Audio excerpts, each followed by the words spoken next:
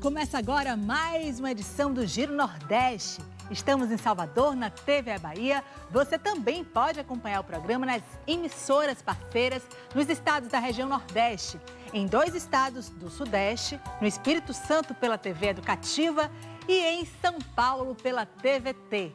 E ainda por nossas redes sociais, Twitter, Facebook, Instagram e YouTube. A nossa hashtag é Giro Nordeste. Seja bem-vinda e bem-vindo. No Giro Nordeste de hoje, a gente conversa sobre a impermanência, sobre a finitude, sobre o seguir em frente, dar o passo adiante na certeza de que cada segundo importa, de que cada pedaço de vida é para ser vivida. A alegria é um estado de espírito e a disposição para ser feliz também. É assim que a jornalista e escritora Ana Michele Soares, Ana Mi, como gosta de ser chamada, encara os seus dias. Paciente de câncer de mama desde 2011, Ana Mi criou uma página nas redes sociais que compartilha sua rotina como protagonista do próprio tratamento.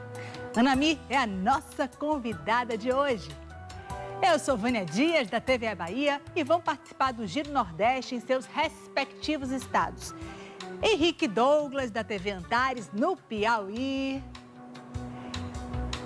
Marcos Saldanha, da Rádio Timbira, no Maranhão. Nice Lima, da TV Pernambuco. Jamile Nogueira, da TV Universitária do Rio Grande do Norte. Carla Soraya, da TV Ceará. Naná Garcês, da Empresa Paraibana de Comunicação. Eu quero agradecer a todas e todos pela participação. Vamos iniciar nossa rodada de perguntas aqui pela Bahia. Bom, vivemos em um mundo em que temos muita dificuldade de falar de nossos limites e sobre a nossa saúde. Você, Ana Mi, decidiu compartilhar sua vida e o seu tratamento com as pessoas. Isso é importante para muita gente, né? Muita gente que passa por situações semelhantes. Mas o quanto isso é importante para você também? Seja bem-vinda.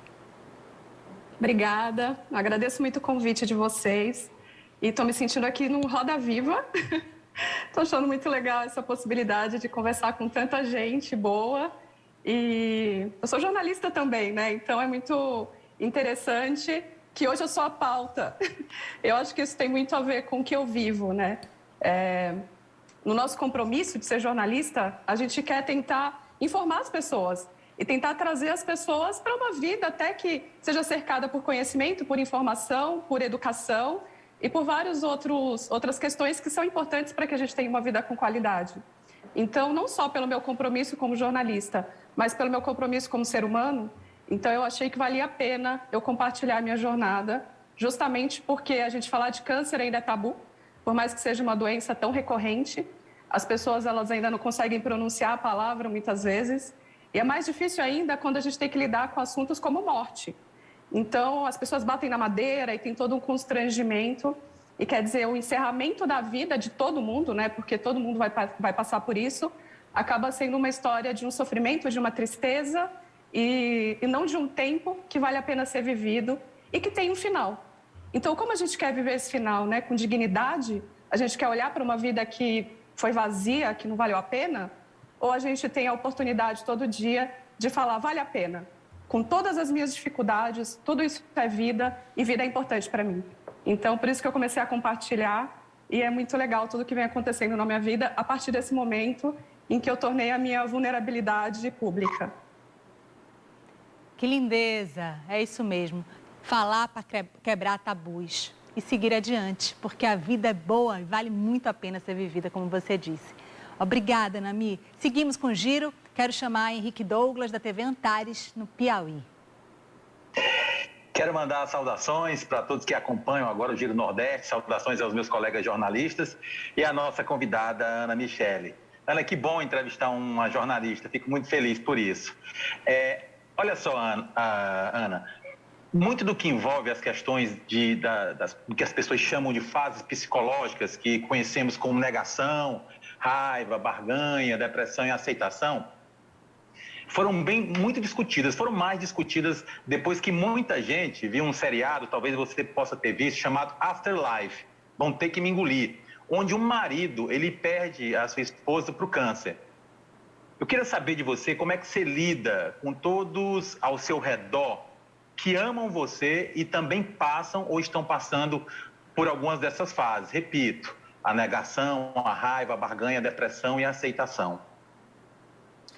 Eu acho que a gente vive essas fases quase que diariamente, né? Se você for pensar, levando para outros acontecimentos da nossa vida. No primeiro momento a gente fala, não é possível, não, isso não está acontecendo. Mas e se... Vamos lá, Deus, e se eu te der uma coisa, será que você me dá um milagre para eu resolver isso aí rápido? Ah, não, isso não está acontecendo. Então a gente fica oscilando o tempo inteiro, né? Não é só relacionado a um luto ou alguma questão psicológica. A gente oscila o tempo inteiro nas nossas questões, né, particulares. Eu tento trazer as pessoas que convivem comigo para um estado de presença. Então, eu falo, eu tô aqui. Eu tô aqui. Então, o que a gente pode trocar agora? O que a gente pode viver agora? O que você tem para me falar agora? As pessoas, elas têm sim uma coisa de falar assim, não, mas você tá tão bonita, nem parece que você tá doente. Como se isso fosse algo muito gostoso de ouvir. E não é, porque que bom, você está doente, caramba, como você está bem, que legal, que bom poder falar com você sobre isso, sem esse tabu todo que a gente coloca, sem essa dificuldade que a gente tem de falar sobre questões difíceis como luto, como adoecimento, como morte. Então, eu tento trazer as pessoas para um estado de presença e falar para elas, a partir do momento que você me transformar em algo diferente, aí vai doer para mim.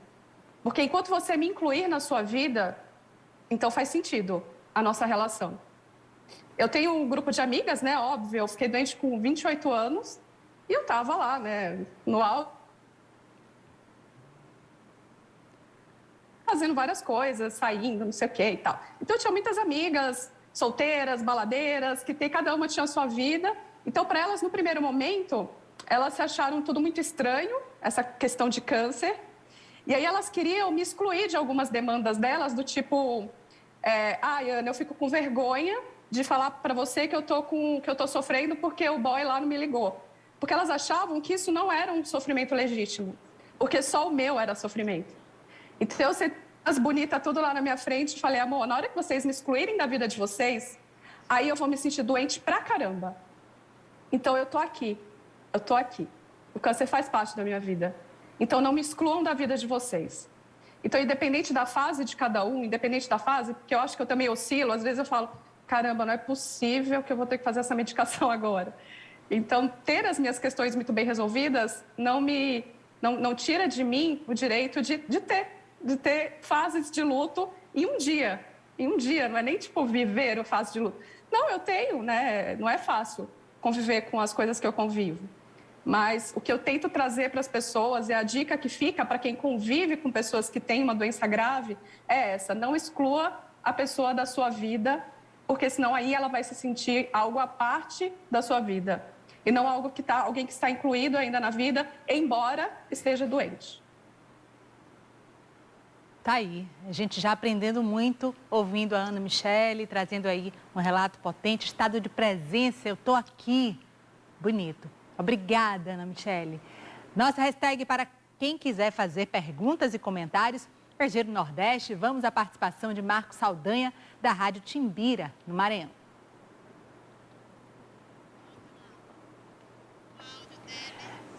Opa, agora isso, sim. Agora Olá. sim. Pronto, o áudio. É saudade, prazer enorme voltar para essa bancada arretada. Esse olhar nordestino sobre o Brasil e sobre as pessoas é muito importante, muito legal. Eu estava com muita saudade, o Maranhão também. Bom, olha, a minha dúvida, Anami, de jornalista para jornalista, é exatamente o seguinte: como é que você avalia essa coisa do posicionamento? Quando você vai escrever sobre isso, seja no livro, seja nas redes sociais, seja onde for, você vai falar de dor. Qual a medida disso? Por exemplo, quando você pensa, vou falar de aborto, vou falar de drogas, vou falar de doença, vou falar de morte. E existe aquela história de que esses assuntos eles são meio tabus. Você até falou disso, certas coisas não se fala, a gente evita. Qual é a sua opinião sobre falar isso e também sobre pessoas que não falam sobre isso? Como é que você acha que tem que se posicionar? Essa é a pergunta de fato. Outro dia eu li um artigo estrangeiro que o jornalista falava muito, de uma forma muito coerente, sobre a gente não precisa se posicionar o tempo inteiro. Então, isso as pessoas elas estão com uma mania de achar que elas têm que dar opinião sobre tudo o tempo inteiro. Assim, eu acho que ninguém é obrigado a nada, né? Ainda mais porque quando a gente se sente obrigado a alguma coisa, a gente acaba compartilhando aquele monte de asneira que vocês devem ler diariamente, né? As pessoas não fazem ideia do que é a vacina e viram PhD em vacina em 3 posts. Então, eu tomo muito cuidado com as coisas que eu posto, porque eu compreendo que eu estou lidando com um público que está vivendo uma vulnerabilidade, seja um familiar ou seja um paciente, e eu também dialogo com profissionais da área de saúde. Então, eu tento trazer a minha visão de paciente, antes de qualquer coisa, para que o outro paciente ele entenda que é possível sim, é possível a gente ser tratado com dignidade, que eu acho que de repente talvez seja a parte principal da minha luta, não só a parte filosófica, né, de viver, de questionar, de ter uma vida com sentido. Eu acho que tem também, eu tenho um compromisso muito grande em falar sobre cuidados paliativos, por exemplo, tanto que meu Instagram é paliativas. E no começo, né, quando eu fiz esse Instagram, tipo, há 7 anos atrás, assim, as pessoas elas ficavam meio, sabe, dava aquela coisa estranha de falar, ai meu Deus, essa menina ela se considera paliativa, porque aqui no Brasil as pessoas deturparam um pouco, né, o significado de cuidados paliativos. Porque cuidados paliativos diz de uma medicina que vê o ser humano em sua totalidade. Então ela não cuida só do olho, ela não cuida só do tumor, ela não cuida só de um pedaço da cabeça. Ela olha o ser humano em sua totalidade. E totalidade não é só sobre quantidade de doença e medicação que eu vou prescrever. Fala de emoção, fala de espiritualidade, fala das questões que envolvem o entorno desse paciente.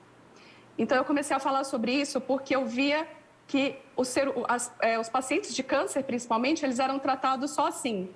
Câncer de mama. Então, a gente só fala mama, é como se fosse um peito. Aquela pessoa deixa de ser um ser integral para virar um peito. Então, assim, ó, essa quimioterapia, isso aqui... E aí, tá vomitando? Ah, é normal, viu? Porque câncer é assim mesmo, tem que sofrer, porque senão é esquisito. Então, a gente estava falando desse tipo de medicina. E aí eu achava um absurdo, porque eu falei, peraí, então porque eu estou doente eu tenho que sofrer mais? Onde isso faz sentido na cabeça de alguém? Então, eu comecei a falar para os pacientes que não existe essa barreira do cara que está de jaleco do outro lado, ele não é um Deus sobrenatural porque ele está com um jaleco e um estetoscópio pendurado no pescoço. Ele é uma pessoa como você. E ele fez lá um juramento que antes de pensar em curar, ele pensaria em cuidar. Então, esse resgate que eu tento fazer, né, para que a gente seja cuidado, independente do estágio da doença, nem toda doença tem cura, dependendo do estágio que a pessoa está, pode ser que não seja, o objetivo do tratamento não seja mais a cura. Então, essa pessoa vira descartável, a gente embola ela, enfia debaixo da cama e fala, nem vamos olhar porque esse aí é o fracasso da medicina. A medicina fracassa quando ela deixa de olhar para essa pessoa. Principalmente aquela que precisa de muito mais cuidado. Aquela que não tem a possibilidade mais de curar, mas ela tem a possibilidade de viver com qualidade até o último suspiro. Então, independente de ser tabu ou não, eu tentei trazer para a minha vida, né, trazer para a rede social, para livro e para palestra e para tudo o que eu faço, esse olhar de falar para o médico, de falar para o profissional da área de saúde, sou um ser total. Olhe para todas as minhas dores, porque não adianta só tratar o câncer que eu tenho. Não adianta tratar só o câncer se meu coração está partido, se eu não encontro mais sentido de levantar da cama. Então, tem muitas outras questões que precisam ser vistas. Então, essa acabou sendo, né, a minha militância e tem sido um trabalho muito legal. Hoje, os pacientes, eles entendem. Então, a gente conseguiu driblar um pouco essa coisa do medo de falar de cuidado paliativo e ser associado à morte, para eles entenderem que cuidado paliativo fala de um cuidado mais integral e que eles merecem viver isso. Então, eu gosto muito, por mais que as pessoas falem, caramba, mas você está doente, você amo a minha vida.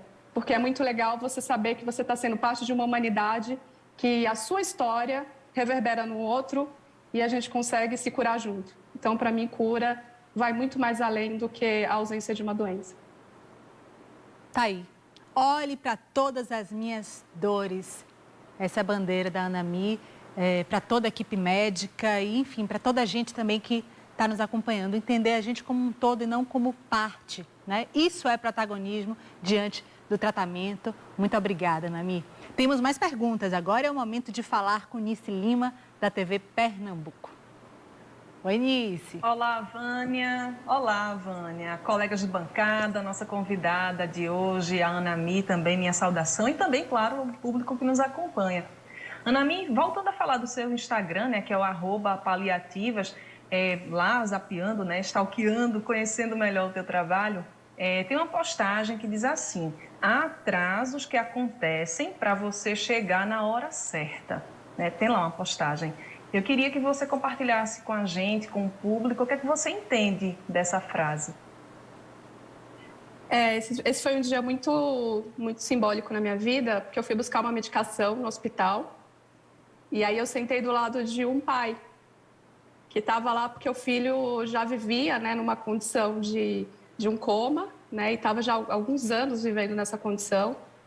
E aí ele olhou para mim, né, você está acompanhando alguém? Então, aí, ali primeiro eu vi a necessidade de falar, né? A necessidade de ser ouvido. E eu acho que talvez essa seja uma das minhas maiores habilidades, ter um coração no ouvido que está sempre à disposição para ouvir as histórias. E aí eu falei, não, eu sou paciente. E aí ele ficou assim, né, assustado, porque eu acho que o primeiro impacto que a pessoa tem quando ela me vê é, nossa, mas você é tão nova, né? Como se doença tivesse idade, né, enfim. E aí ele contou, né, partilhou comigo a condição do filho e tal. E ele tinha uma angústia porque ele sabia que tinha um tempo ali já que poderia estar acabando, mas ele estava segurando de todo jeito e ele não sabia o que fazer. Então eu falei um pouco para ele sobre cuidados paliativos, tal, sobre algumas diretivas. E aí eu falei para ele, né, que às vezes amor é deixar partir também, né? E aí ele ficou com aquilo assim na cabeça, né, com aquela nossa conversa. E eu não sei o desfecho dessa história, né, porque eu fui embora, mas eu vi o tanto que ele ficou impactado, porque quando a gente não consegue falar sobre morte, sobre finitude, sobre algumas questões que envolvem, gente, a vida de todo mundo vai passar por isso em algum momento, seja cuidando de alguém, acompanhando alguém, algum familiar, enfim. A gente cria barreiras até para qual que é o nosso limite, qual que é o limite da pessoa, como vocês querem sair dessa dimensão? Será que vocês querem alguém que está lá do lado e a sua vida depende de que aquela vida daquela pessoa que já está em sofrimento, ela continue para que a sua vida faça sentido? Ou a sua vida tem que fazer sentido o suficiente para você olhar para aquela pessoa e falar, eu te amo tanto, mas tanto que eu não quero mais que você sofra. Segue seu caminho, seja ele qual for. Então tem algo de muito amoroso nisso, assim, né? E a gente não falar sobre isso acaba criando cada vez mais obstáculos. E lutos muito mais complicados. A gente vê muita gente que acaba enfrentando luto pelo não dito, pelo não vivido, pelo não compartilhado com as pessoas que estão, né? E a gente deveria estar o tempo inteiro pensando nisso. A gente fala, poxa, qual foi a última coisa que você falou para a pessoa que você mais ama? Nesse momento aqui, exercício para todo mundo. Será que vocês estão conectados nessa mesma energia mesmo? E se aquela pessoa não puder te ouvir mais? Você falou tudo ou você perdeu tempo colocando outras coisas na frente, outros obstáculos que tem muito mais a ver com o nosso ego e a nossa dificuldade de só ser vulnerável, né? De só amar, de verdade. Então, nesse dia que eu escrevi esse texto aí, né, que eu falei, poxa, tem atrasos que acontecem para que a gente chegue na hora certa. Eu cheguei muito atrasada para buscar a medicação, mas de repente, eu precisava estar lá atrasada para conversar com aquele pai e para, de repente, aquele pai, ele sentir que está tudo bem, que ele não precisa se sentir culpado por não aguentar mais o sofrimento do filho. Porque o nome disso também é amor. E ele tinha uma culpa, ele se sentia mal, ele não sabia o que fazer. Então, às vezes, a gente só precisa ser ouvido para alguém que está precisando muito ser ouvido. Então, mantenham os ouvidos atentos, porque isso aí, vocês não podem perder a oportunidade de estar na hora certa para curar o coração de alguém. Bonito isso. Amar também é deixar partir. Obrigada. É a vez de Jamile Nogueira, da TV Universitária do Rio Grande do Norte, fazer a pergunta à escritora Ana Michele Soares. Olá, saudações aos meus colegas. Oi, Anami, muito bom poder falar contigo, é muito bom te ouvir, né? É um assunto tão complexo, mas que você traz com tanta leveza, tanta serenidade. Agradeço pela oportunidade. E, Anami, a minha pergunta é a seguinte, né? É muito usual ainda a se falar sobre alguém que morreu de câncer, a gente usa essa expressão, perdeu a batalha para o câncer. E eu vi algumas pontuações suas sobre isso, né? Você faz algumas pontuações bem contundentes sobre a inadequação dessa expressão. Então, eu gostaria que você comentasse sobre esse seu posicionamento. Vocês já ouviram alguém falar assim, perdeu para o coração? Sabe, tipo, ponto. Assim, é uma coisa que é muito relacionada ao câncer, né? E eu não vejo, se a pessoa ela vive um dia com câncer, cara, ela é vencedora pra caramba, porque vocês não fazem ideia do que é. Vocês não fazem ideia do que é sentar numa mesa e ficar 6 horas fazendo uma quimioterapia com vontade de ter um balde do lado e enfiar a cabeça dentro. Então, cada dia que a gente vive tendo essa condição, a gente vence. Eu acho muito triste, né? Acho que as pessoas elas não pensam no impacto que isso tem no familiar, por exemplo. Viu lá toda a questão, toda a jornada da pessoa, que descobriu o diagnóstico, que fez os tratamentos, que tentou, né, ver sentido naquilo, que continuou amando, que continuou se entregando, continuou lutando, né? Eu não gosto muito de expressões bélicas, mas que é uma luta, né, no final das contas. Continuou lutando para ter qualidade de vida, para ver o filho, para ver a mãe, para estar lá e fazer tudo o que estava disponível ali nesse tempo. E aí chega no final a biografia dessa pessoa que tem tanta história, que tem tanto a ensinar sobre sofrimento, sobre resiliência, ser resumido em alguém que perdeu. E aí eu penso, né, se morrer significa perder, então a gente tem uma humanidade fadada ao fracasso, né? Porque vai todo mundo fracassar. Se a gente tiver que olhar dessa forma tão cartesiana, morrer é perder, então parabéns, nós somos todos fracassados, porque todo mundo vai fracassar, então. E não tem a ver com isso, sabe? E é engraçado porque essa expressão ela só é mais usada quando o paciente ele é vítima do câncer, quando a causa da morte dele é câncer. Aí a própria imprensa, né, vai lá e coloca, perdeu. Eu não consigo entrar muito na cabeça da pessoa para compreender aonde ela vê sentido nisso. Porque na hora que eu morro, o câncer morre também, porque ele precisa da minha biologia viva para que ele viva também. Então não tem quem que ganhou essa batalha. Não tem, a gente perde os dois juntos. Se a gente tiver que olhar dessa maneira aí, batalha naval. Então, eu não gosto dessa expressão, acho que nenhum paciente gosta, familiares também se sentem muito quase constrangidos mesmo, assim, né? Porque parece que, perdeu. E sempre tem uma conotação do tipo, talvez ela não tenha se dedicado o suficiente. Porque talvez se ela tivesse lutado mais, ela conseguiria. Então, esse perdeu para o câncer sempre tem ali no fundinho, tem alguma coisa do o que será que ela poderia ter entregue de maior ou feito mais. Aí eu não vou nem entrar no âmbito da religiosidade, porque daí o discurso fica mais tenebroso ainda, né? Que é você deveria ter tido mais fé. Ninguém nem imagina o impacto que isso tem para um paciente, para um familiar que está ali do lado acompanhando esse sofrimento. E essa nossa mania de achar que tudo é uma disputa. Então, não tem disputa. Tem gente que morre atropelado, tem gente que morre porque teve um AVC. Não tem ninguém perdendo, gente. Perde quem perde tempo falando isso. Perde quem tem saúde e não consegue olhar para a vida com a paixão que um paciente olha. Isso, para mim, é perder. Isso, para mim, é perder tempo, é perder vida. A gente não. A gente, com quimioterapia na cabeça, a gente consegue tentar levantar, dar um sorriso e falar, bora que tem mais um dia. E eu tô aqui. Então, não faz sentido para mim falar de câncer e associar a morte a perder. Muito bem. Cada dia é uma vitória. Obrigada, Anami. Seguimos com o giro. É o momento da participação de Carla Soraya, da TV Ceará. Olá, Carla. Olá, Vânia.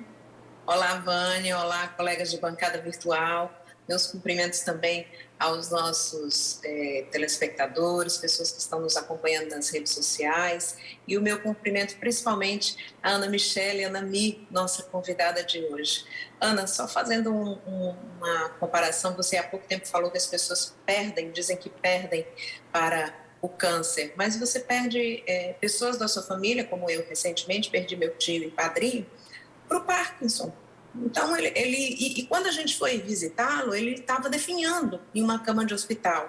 Você vê uma pessoa que antes era o festeiro, que era o alegre, se acabando numa cama de hospital, e querer que ele continue naquela situação é também um pouco de egoísmo, né? Então, eu entendi muito bem o que você falou a respeito dessa questão e peço até perdão pela emoção. Mas eu queria saber, durante muito tempo, eu acho que você conviveu com a doença pensando nela 24 horas por dia, né? Porque talvez isso não saía da sua cabeça. Hoje, como é a sua convivência com a doença, né? Você se priva ainda de algumas coisas, você pensa também no seu lado espiritual. E eu queria que você explicasse para o nosso público, já que a nossa conversa é sobre tratamento paliativo também, qual a diferença entre o tratamento paliativo e o tratamento tradicional? Você tem acompanhamentos diferenciados para que eles possam entender o significado desse tipo de tratamento para uma pessoa que está enfrentando situações tão difíceis como a sua? Sinto muito, primeiro, e a sua emoção é sempre bem-vinda, porque isso é ser humano. Então, que bom que você se emociona. Falando de cuidados paliativos, especificamente, ele é uma abordagem da medicina que ela é voltada para o paciente que tem uma doença grave que ameaça a continuidade da vida. Então, a partir daquele diagnóstico, ele tem que compreender que o tratamento ele já não vai ser o tratamento com o oncologista, por exemplo. Não significa que a partir de agora eu só trato com o paliativista. Não, eu tenho um oncologista porque eu tenho ainda medicações que eu posso fazer que vão prolongar a minha vida o quanto for possível. Então, só que a diferença é que essa quimioterapia que eu faço, por exemplo, ela já não tem mais um intuito curativo, pela questão do meu diagnóstico. E algumas doenças têm essa condição, né, de não ter mais a possibilidade de cura diante do que a medicina oferece. Então, cientificamente, a gente não pode falar mais de uma cura garantida, de parar de fazer medicação e vai ficar tudo bem, você não vai precisar mais tratar nada. Então, não, eu preciso de um acompanhamento o tempo inteiro, eu faço medicação o tempo inteiro, porque não tem a finalidade curativa, é um tratamento paliativo. E a equipe de cuidados paliativos, ela vai olhar para todas as dimensões de sofrimento desse paciente grave. Porque é claro, né, que vocês devem imaginar que conviver com uma doença grave, que ameaça a continuidade da vida, causa sofrimento em outras dimensões que não só a física. Então, é óbvio que a pessoa vai se deparar com a finitude, ela pode ser que ela tenha questões emocionais que não foram trabalhadas antes ou que apareçam a partir desse diagnóstico. Tem questões sociais, né? Enfim, tem pessoas que não conseguem comprar uma morfina. Então, como é que a gente vai fazer se essa pessoa era autônoma, se ela não tem plano de saúde, se ela vai ter que parar de trabalhar? A gente precisa olhar para isso aí, porque isso aí também causa sofrimento. A gente precisa olhar para a família, para quem está cuidando dessa pessoa, a rede de apoio que essa pessoa tem. Ela tem rede de apoio? Ela tem quem esteja ali, né, do lado? Como essa família está lidando com tudo isso? E a gente tem que falar de questões espirituais que não tem a ver com religião só. É questões existenciais, né? O que para a pessoa, o que é sentido? De repente ela tem alguma inquietação, ou ela acha que ela está sendo castigada. Então, qual é a relação dela com a espiritualidade, com isso que transcende, né? Independente do que cada um compreende como espiritualidade. Então, isso impacta no sofrimento dela. Então, esse é um cuidado paliativo, que é uma equipe, né? Não é uma pessoa só que faz, então é uma equipe. E essa equipe vai acompanhar esse paciente até o desfecho dessa história. Então, para que essa pessoa até consiga fazer as suas escolhas de dignidade. O que é importante para ela nesse tempo? Que pode ser longo ou pode ser curto. Meu tratamento é paliativo desde o diagnóstico, praticamente. Então, eu já estou há 11 anos. Então, falar que eu sou acompanhada por uma equipe de cuidados paliativos não significa que a minha morte é iminente. Não, eu estou aqui, estou fazendo o tratamento, eu estou tentando olhar para todas as minhas dimensões de sofrimento e isso tem me trazido mais qualidade de vida. Independente de mais quanto tempo eu tenho aqui. Se vai ser mais uma semana, vai ser mais 10 anos, a gente não sabe. Mas a gente foca em qualidade de vida. E uma vida que tenha dignidade mesmo. E aí o desfecho dessa história, você vai ter alguém que respalde ali, né? Essa fase difícil, que te ajude a tomar decisões e que ajude a família a processar esse luto. Então, para mim, é uma abordagem muito completa quando a gente está falando dessa fase da nossa vida. Então, essa é a diferença. Não tem a ver assim, com tradicional ou não, porque é tradicional também, não deixa de ser tradicional. Então, não é algo afastado da medicina. É medicina, é a medicina no seu estado mais puro. Porque daí são pessoas que não estão naquela obsessão de vida a qualquer custo. Enfia a tuba em todo que é buraco que a gente vai fazer essa pessoa ficar viva de qualquer jeito. Já não é mais só sobre isso. Né? Então, é sobre vida com dignidade para esses pacientes que enfrentam um diagnóstico grave. Como é o câncer, né? Como é o Alzheimer, como é um mieloma. Então, enfim, tem vários diagnósticos que poderiam se beneficiar desse suporte mais integral. Mas, como a gente enfrenta esse tabu, nem todo mundo busca, nem todo mundo tem esse acesso. No SUS tem disponível, né, em alguns lugares. Então, eu comecei a me expor justamente para que partisse, então, dos pacientes. Falar, oi, eu quero ser cuidado totalmente, eu quero uma equipe de cuidados paliativos, eu quero falar com um paliativista, eu quero fazer um testamento vital, eu quero ter aqui a minha dor emocional manejada. Então, para que partisse deles essa necessidade, para que eles entendessem que não adianta só ir lá, fazer quimioterapia e voltar para casa. E ficar lá lidando com todas as questões que envolvem, assim. Eu acho que, sem querer me alongar muito, mas eu acho importante falar, eu faço voluntariado com paciente desde meu diagnóstico. Então, o tempo inteiro, vidas passam pela minha e a maioria dessas pessoas tem um diagnóstico de uma doença grave. Eu sempre pergunto para eles, né? Mas me conta aí, o que está doendo mesmo? Dificilmente eles me falam algo físico. E eu acho que isso aí já dá para vocês entenderem a importância da gente não tratar pessoas só pelos órgãos delas que estão adoecidos. Normalmente eles me dizem assim, Ana, apesar de eu estar doente, o meu marido nem olha direito na minha cara. Essa é a dor que ela está tendo naquele momento. Ela vai falar, Nami, cara, eu não vou ver a minha filha crescer. É isso que está doendo nela. Ou ela vai dizer assim, Ou ela vai me dizer assim, eu acho que eu fui culpada pelo câncer que eu tenho. Então, é tudo isso que precisa ser olhado, porque não tem só a ver com o órgão que está adoecido. E é por essa medicina que eu luto todo dia. Tá aí. Vida com dignidade, independente da doença, independente de qual é o tipo de tratamento que a pessoa está sendo submetida. Muito obrigada, Nami. Bom, e tem mais perguntas aí para a escritora Ana Michele Soares. É o momento da pergunta de Naná Garcês, da empresa Paraibana de Comunicação. Bem-vinda, Naná. O áudio, por favor. Olá, colegas, de novo. É uma satisfação estar aqui mais uma vez e falar com o nosso sotaque e perguntar as nossas questões. E eu, como somos todos jornalistas, eu lhe faço essa pergunta bem simples.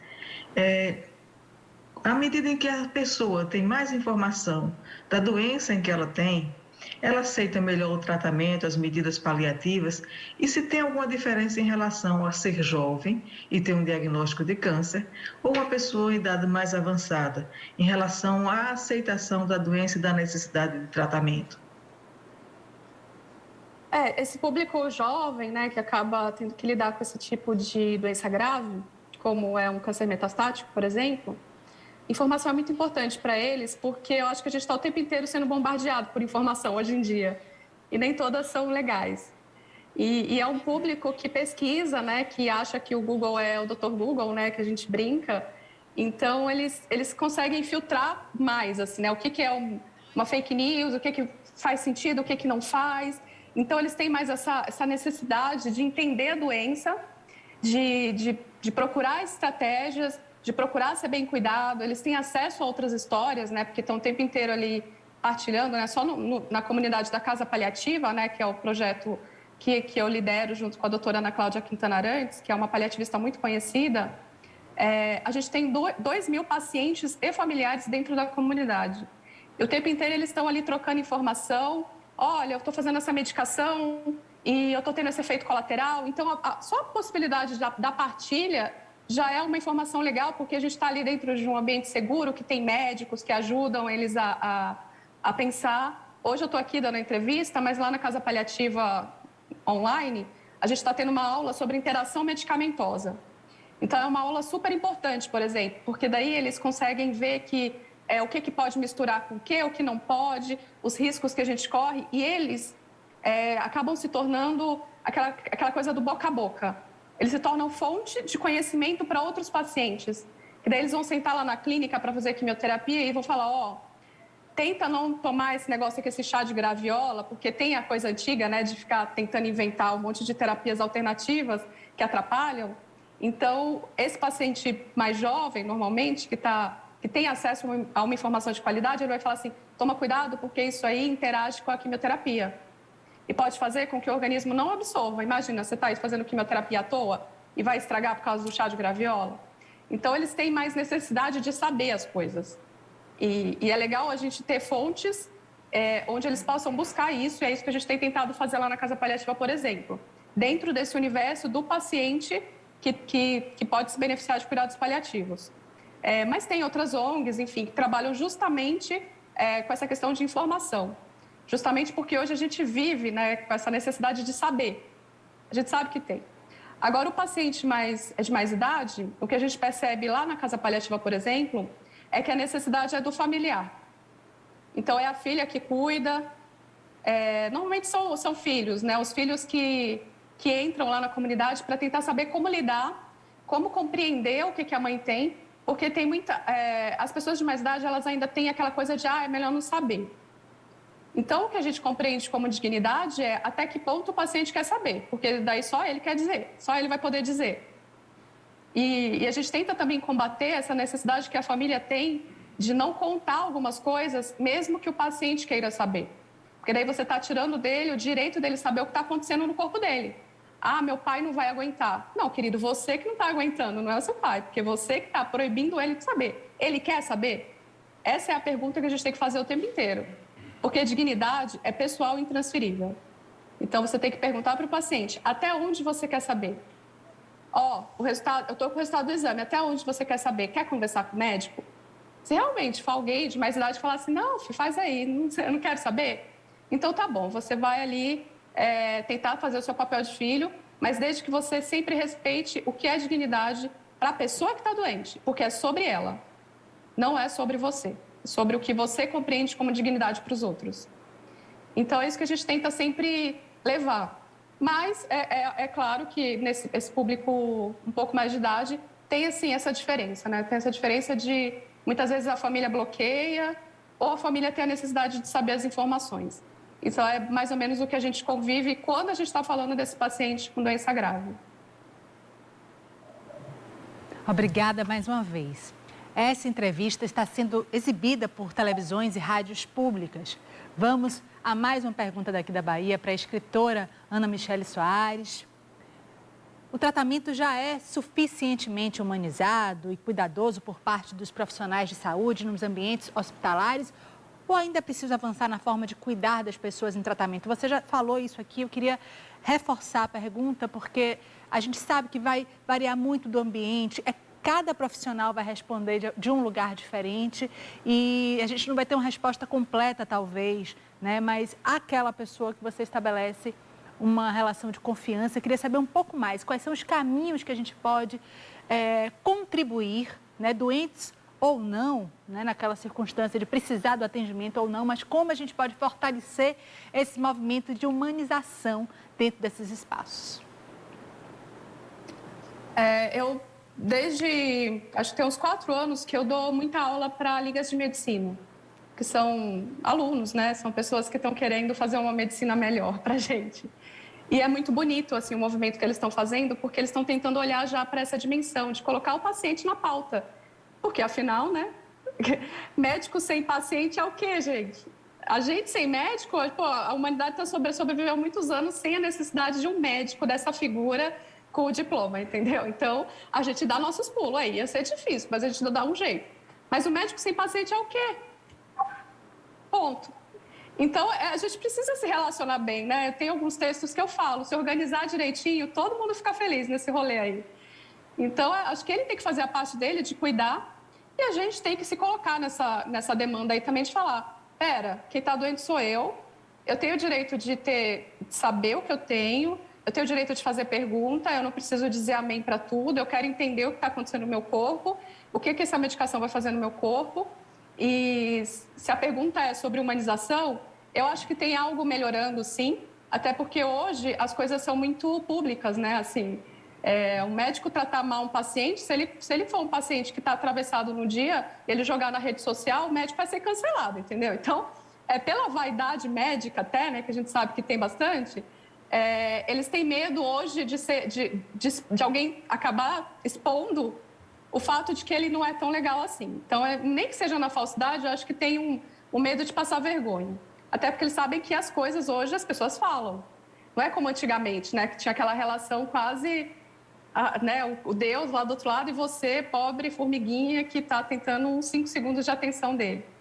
Então, acho que já tem uma coisa mais de tentar olhar de igual para igual, saber que ali precisa ser uma relação, né? Então, não essa coisa tão desproporcional, né? Ele lá em cima e a gente aqui embaixo. Então, não pode ser assim. E pelo fato de estar sempre dando aula, tudo, em hospital, em clínica, então eu vejo que existe mais uma necessidade de ouvir o paciente. Porque eu luto muito pensando que nenhum médico sai de casa para tratar mal alguém. Eu falo, cara, o que ele está fazendo, né? Tipo, caramba, por que ele escolheu essa carreira? Então, eu gosto de acreditar muito na humanidade. Eu penso que, às vezes, ele não sabe. Ele não sabe o que ele está fazendo e ele não sabe o quanto isso pode ferir uma pessoa que já está vulnerável. Então, assim, para resumir bastante, eu penso que se eu tivesse que dar uma dica para esse povo de medicina e até para os próprios pacientes, eu acho que para a galera aí da área de saúde, é pensar que nessa relação, tudo que a gente carrega, independente de quantas páginas tem o seu Lattes, é a experiência dessa relação, a experiência de uma consulta. Sempre que eu pergunto para um paciente, e aí, como é que foi lá com o médico? Ele não vai me responder assim, nossa, você não acredita que ele fez um fellowship lá na Inglaterra e que, nossa, tinha uns diplomas lá na parede dele e que, nossa, ele falou inglês comigo. Ele não vai falar sobre todo esse currículo e sobre essa frieza. Ele vai falar assim, você não vai acreditar. Ele até me ajudou a abotoar a camisa, porque a gente tem neuropatia nos dedos. Então, às vezes, é difícil para a gente. E aí é isso que ele vai me contar. Ele vai me contar de uma experiência de humanidade. Ele vai me contar assim, nossa, ela falou com meu marido porque ela entendeu que ele também estava sofrendo. Aí ela foi e conversou com ele para explicar direitinho.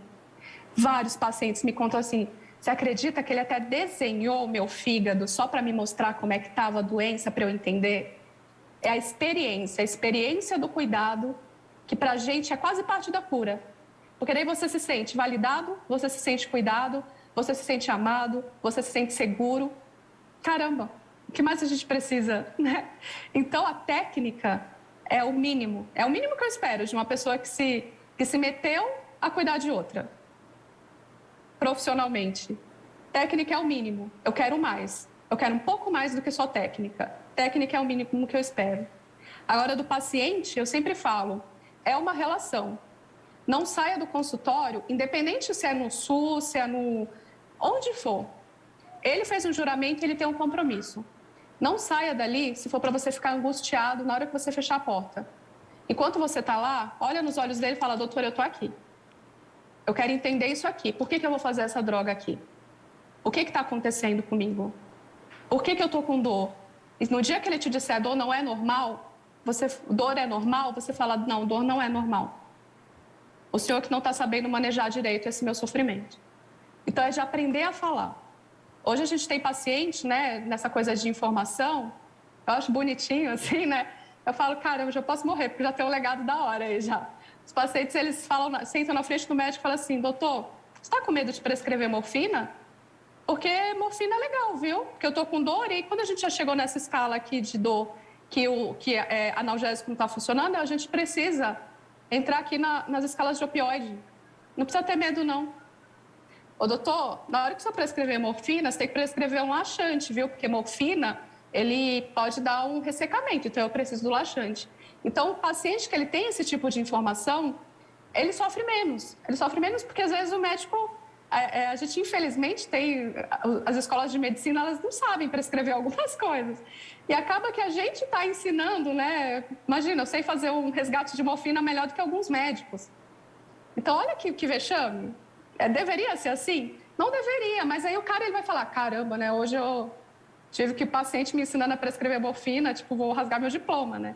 Então, ele que estude, cara. Vai lá estudar, ou orienta para que outro, quem saiba fazer esse manejo de dor, que vá fazer. Então, não, sentir dor não é normal, sofrer não é normal. Ah, porque você está com câncer, você tem que vomitar o tempo inteiro. Não, querido, não é normal. Isso aí é coisa de médico que não está trabalhando direito, porque não era para você estar assim.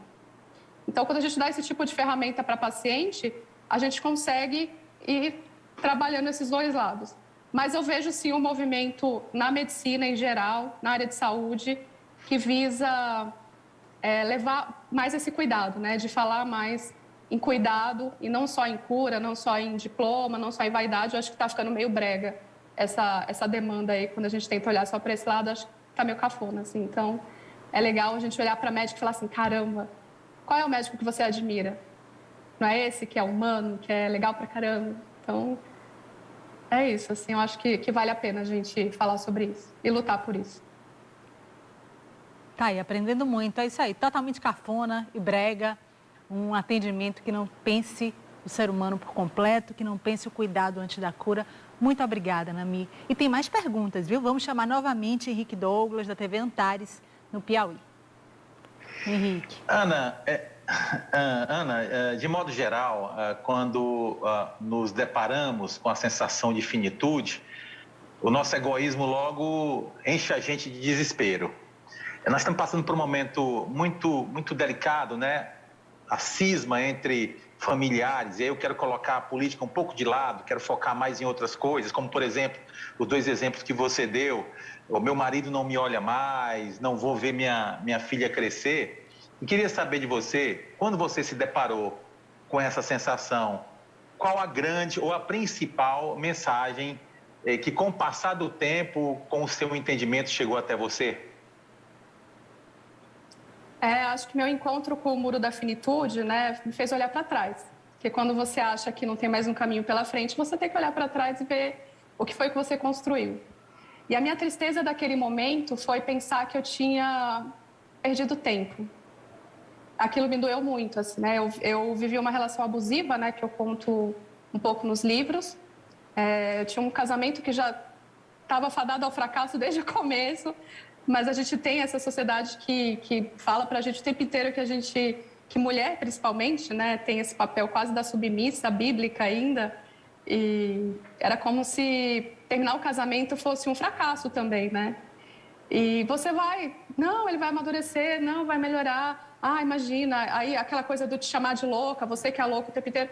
A gente se acostuma muito a baixar a cabeça para isso. E aí, quando eu terminei meu casamento, né, na sequência eu descobri que eu estava doente de novo, eu já tinha alguns sinais, e aí eu pensava que se eu prolongasse ainda mais esse sofrimento matrimonial, eu ia ter que acumular 2, né, o sofrimento de casamento e o sofrimento de estar doente. Então, eu encerrei um ciclo, né, que foi o meu casamento, e aí quando eu me deparei com o diagnóstico e com esse muro da finitude, eu olhei para trás e falei, o que foi que eu fiz com o meu tempo? E aquilo foi muito doloroso para mim, assim. Hoje eu falo muito em palestras, quando eu sou chamada para falar não só sobre essa dimensão do câncer, mas sobre a dimensão da finitude mesmo. E aí eu digo, não espere. Não espere ter um diagnóstico como o meu, para você olhar para trás, olhar para o seu presente, olhar para a sua vida e falar o que eu estou fazendo com o meu tempo. Porque na hora que a coisa está lá, quando você está com o nariz encostado no muro, dói. Dói você falar assim, putz, por que eu arrastei tanto tempo esse sofrimento que eu não precisava? Por que eu não tentei curar isso antes que isso me matasse? Por quê? Por quê? Por que eu achei que meu orgulho era tão mais importante do que a possibilidade de fazer as pazes? Ou de viver essa vida com mais sentido? Porque eu achei que tudo que me faria feliz seria, tipo, me vingar, sei lá. Esses sofrimentos que não são nobres, que são pobres e que adoecem a gente. Por que eu não vivi? Eu acho que essa é a pergunta que mais dói quando alguém está diante do muro da finitude e só se dá conta de que acaba nesse momento. Então, eu sou uma privilegiada nesse sentido de ter conseguido olhar para a minha sinceridade e falar o que foi que eu fiz com o meu tempo, o que eu vou fazer a partir de agora, com o tempo que eu tenho, e eu não sei quanto tempo é. Então, eu percebi que muito mais do que tratar o câncer ou tudo que eu ia enfrentar com todas as quimioterapias que eu faço, eu queria tratar a minha alma. E a alma compreenda como algo não religioso também, mas algo que está para além do meu corpo físico, né? Algo que está aquele pedaço lá dentro de você que é sagrado. Então, eu fui cuidar disso. Eu fui cuidar desse meu coração partido, eu fui cuidar do meu medo de amar de novo, eu fui cuidar das minhas relações com a minha família, o que estava errado ali, o que me fazia sofrer. Eu fui ser honesta comigo.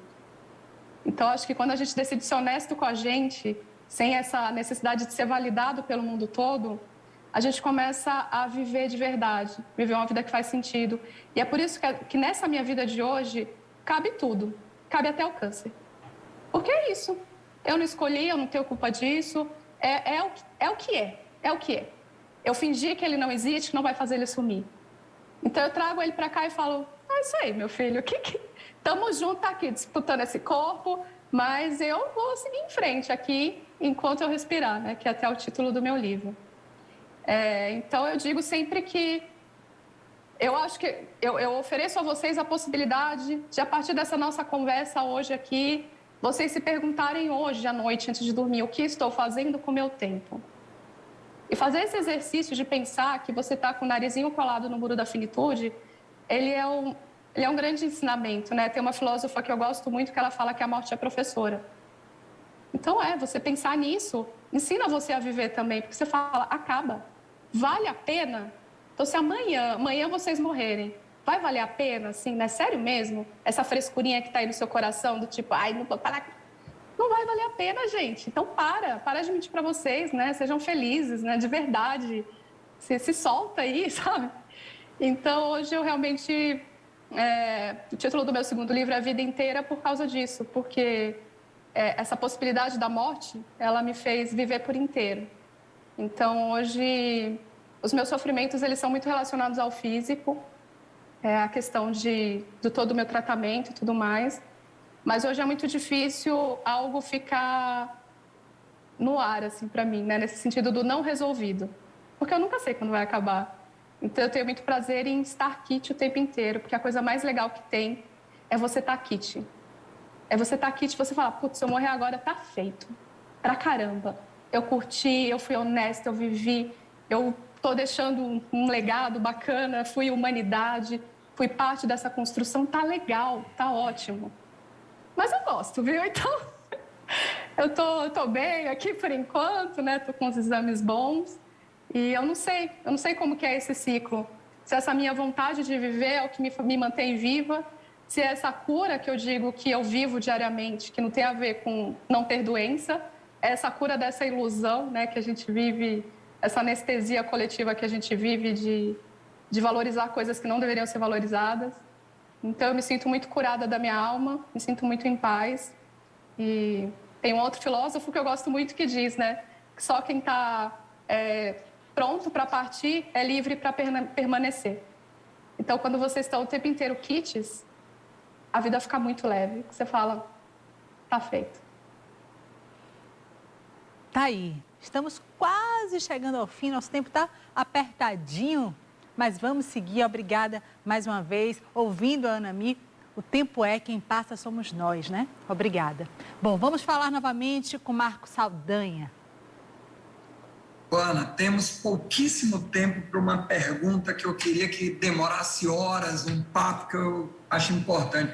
Você colocou lá, você postou recentemente que milagre não é questão de mérito. Aí depois você fala, o problema não é o silêncio de Deus, são as suas exigências com Ele. A minha pergunta é, como é que essa coisa de Deus e da religião, nesse percurso que você vê de hospitais, como é que você avalia a presença das pessoas da religião e da coisa de Deus? Como é que você vê isso aí? O que você diria para a gente sobre isso? de uma maneira muito dolorosa até, porque eu falo isso com muito respeito, mas com um pouco de dor também. Por acaso, se eu tivesse que falar assim em haters, as coisas mais difíceis de ouvir, eu ouvi de pessoas que se diziam extremamente religiosas. Então, isso é um paradoxo muito grande para mim, né? Porque eles detêm uma verdade tão absoluta dentro deles que eles te esmagam, assim. Então, sempre tem essa coisa do tenha mais fé e você vai ser curada. E aí eu falo, tá, mas isso para mim é barganha, né? Isso para mim é você botar Deus como num balcão de negociação. Falar assim, ai, olha, Deus, eu sou boazinha, olha tudo isso que eu faço, né? Eu sou voluntária, sou legal pra caramba. Então, isso para mim é negociação, isso para mim não é fé. Então, eu sempre digo que fé para mim, né, dentro das minhas reflexões, do tentar compreender o que era essa fé e esse nível que parece que ninguém nunca atinge, porque uma vez que todo mundo vai morrer, então, quer dizer, ninguém nunca teve fé o suficiente para virar imortal, né? Então, parece que a gente está sempre devendo para essa entidade que eu não acredito que exista nesse sentido de alguém a quem você tenha que temer, porque você fala assim, temor. Não é, pera, se esse ser aí que eu acredito, né? Tô falando aqui não religiosamente, mas eu acredito no todo, em qualquer nome que vocês queiram dar, mas a gente está falando da expressão absoluta do amor. Então, cabe você temer? Cabe você pensar que o tempo inteiro ele está arrumando um jeito de te castigar? Então, nunca fez muito sentido para mim, né? Essas demandas religiosas né, enfim, que trazem para a gente como se a gente estivesse o tempo inteiro devendo para o divino. E aí, assim, as coisas mais difíceis eu ouvi deles, assim, eu ouvi de pessoas religiosas e, obviamente, que não com o objetivo de me magoar ou de me ferir, mas é porque é como foi construído, né, algumas religiões, e eles não conseguem olhar que gente, para mim, fé é isso que eu estou fazendo aqui. Eu estou à disposição. Eu estou à disposição para o sofrimento, para o caminho difícil, para o milagre. Eu estou à disposição. Faz aí, mano. Você que criou tudo, você que sabe. Então, quem sou eu? Entendeu? Eu não negocio. Então, acho que fé, quando ela já caminha desse lado da negociação, para mim já estragou tudo. E aí... Mas eu sei que não é... Às vezes a pessoa traz essa palavra do tenha mais fé, não com esse objetivo, né? Não com essa soberba de falar assim, eu sei a verdade absoluta e você não. Mas assim, que a pessoa pense antes de falar isso, o que está causando na outra pessoa. Porque às vezes eu já vivi finitude de paciente falando para mim assim, Anami, eu rezo, texto, faço tudo aqui. Caramba, e as pessoas ainda falam para eu ter mais fé. Como que eu faço? Assim, isso dá uma agonia de você não ser visto, sabe? Assim, quase, por Deus me esqueceu. E não, gente, Deus é a expressão do amor absoluto, então Ele não esquece de você. Desde que você esteja à disposição para ouvi-lo. Então, ouvi-lo talvez não vai ser a mensagem que você está querendo, mas é o que você precisa, já que você tem fé. Então, às vezes a religião, ela nos salva, mas ela também nos magoa muito. Então, mas faz parte, né? Eu tento ajudar os pacientes a lidarem com a sua própria espiritualidade para que esse tipo de coisa não atinja tão profundamente. Lindeza, lindeza. Muito bacana te ouvir. Bom, nosso tempo acabou. Eu me despeço do Giro de hoje, saudando e agradecendo a todos os colegas de bancada, Henrique Douglas, da TV Antares, no Piauí, Marco Saldanha, da Rádio Timbira, no Maranhão, Nice Lima, da TV Pernambuco, Jamile Nogueira, da TV Universitária do Rio Grande do Norte, Carla Soraya, da TV Ceará e Naná Garcês, da Empresa Paraibana de Comunicação. Agradeço enormemente pela presença iluminada e cheia de inspiração da escritora Ana Michele Soares, aqui com a gente, jogando meu corpo no mundo, andando por todos os cantos e pela lei natural dos encontros, eu deixo e recebo um tanto. Cita esse trechinho aí dos Novos Baianos para dizer que recebemos de você um tantão de aprendizado. Muito, muito obrigada pela generosidade e por transformar toda dor em amor. Um agradecimento especial ao pessoal de casa que sempre nos abraça com essa audiência maravilhosa. Valeu, gente. Até semana que vem. Tchau, tchau.